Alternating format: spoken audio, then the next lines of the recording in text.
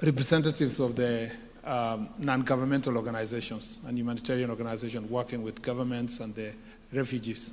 If they are here, please, I know they are. You may stand. We appreciate you. Thank you very much.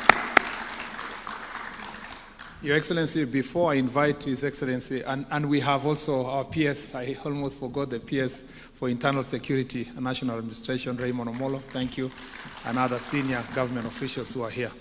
Your Excellency, before I invite His Excellency, the Deputy President, let me say just a few things. One is that I appreciate the work that was done before I joined this ministry, as was led then by the Deputy President and PS Bitok in the relevant department to put together this Shirika plan under your direction, Your Excellency.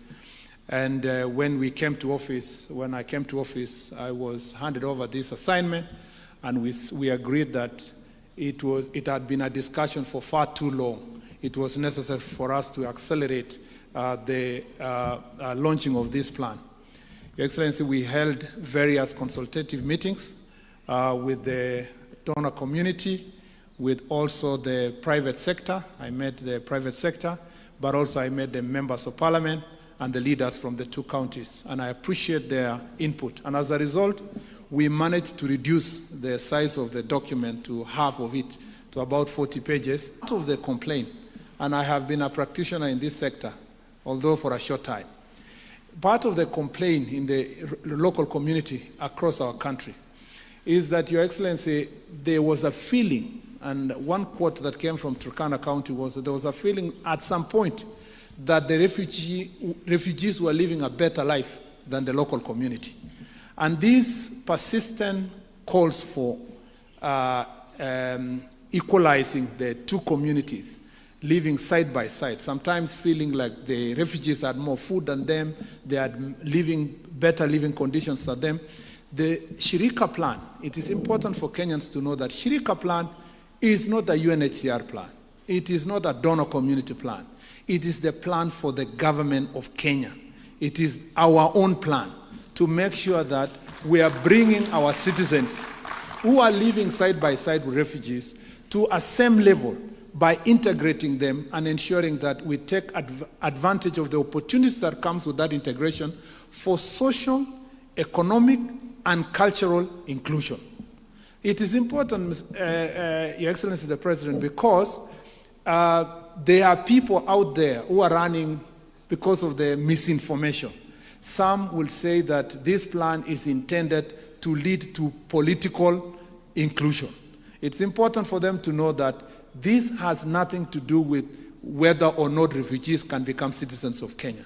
Citizenship for the Republic of Kenya is defined by law and the Constitution. It has nothing to do with how we manage our refugees. The reality is that the refugees have been in this country since independence. But the highest number of refugees came to this country in 1992.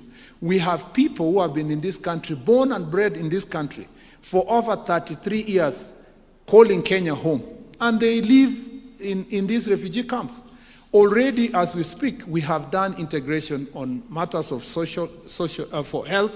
We have done integration in areas that relate to education. We have done integration in financial inclusion. And we know that some banks, including Equity Bank, were among the first banks to go to do business within the refugee camp. So therefore, we are upscaling this process by ensuring that every development that goes on in the refugee camp, we take care of the local community. That is why this document speaks to environmental protection, because there's a complaint from the locals about environmental protection.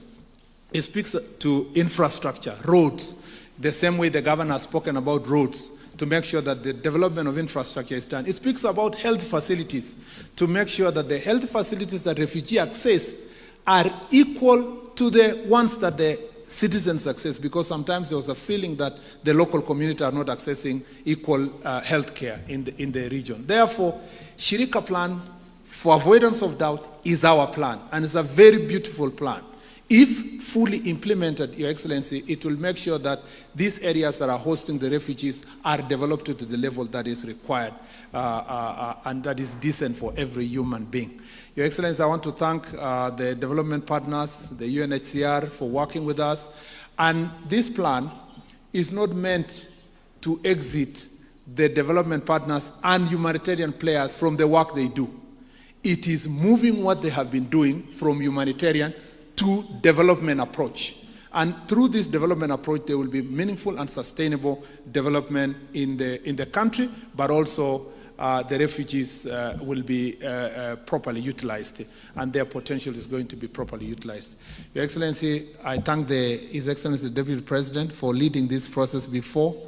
For avoidance of doubt, the Deputy President was my teacher, and one of the subjects he taught me was international humanitarian law.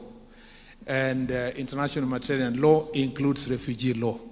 And he taught me very well, Your Excellency, and I'm glad that I have the opportunity to continue the work that he had started, and it's now my greatest honor and pleasure to invite His Excellency Kithure Kindiki, the Deputy President of the Republic, to make a few remarks.